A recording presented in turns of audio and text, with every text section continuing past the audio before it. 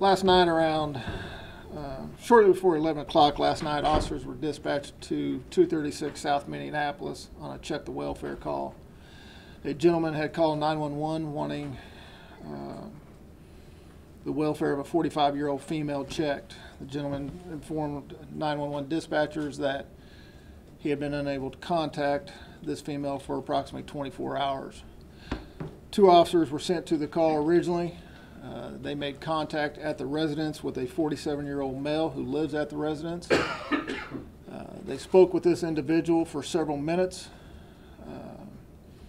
After completing an interview with them, they went back to their car.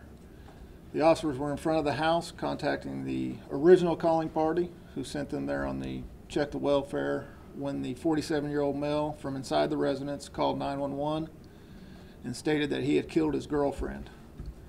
This male then exited the residence and contacted the officers.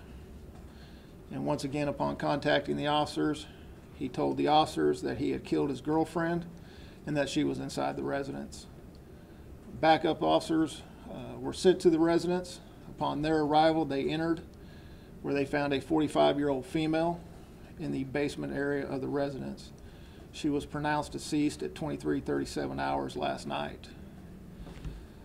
The female has been identified as a Tanya Tandoc, T-A-N-D-O-C.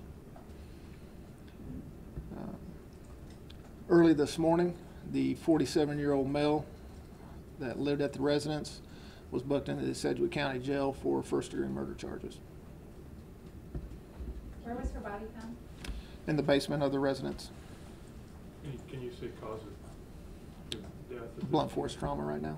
Blunt force trauma? Yes. But that's preliminary, so yes. At this point? We're still at the scene, processing the scene right now. Do we know what happened? Were they in an argument? Was there a disagreement about something? It was not an argument, no. I'm not going to go into details of what started, but it was not an argument that led to it. Have they had any other issues in the past that you're aware of? No, there had not been any other issues. No history at that residence with them. So he lived there with her?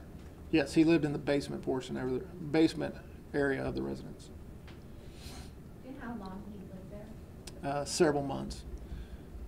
Can you tell us the name of the man that was arrested? No, not right now. What was their relationship? Besides living there, we're still looking into whether they had an intimate relationship or were dating in any way. We've had it said both ways, that they were dating, and we've had others that said it was just a roommate type deal. So we're still trying to discover that. He called her his girlfriend then? Yes.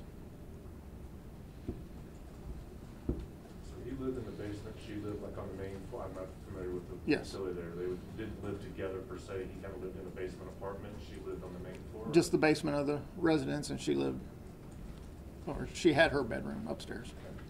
Any indication of how long she had been dead when officers found her? She'd been deceased several hours.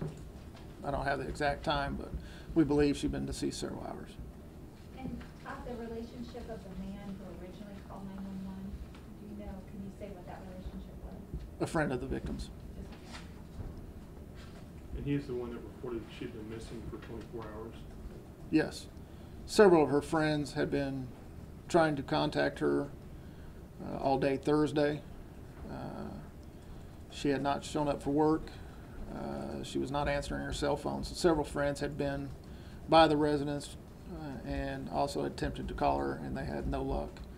And then last night, the calling party called to have the officers check the residence. When's the last time somebody did see her? Right now, best we can tell is Wednesday night. Wednesday night.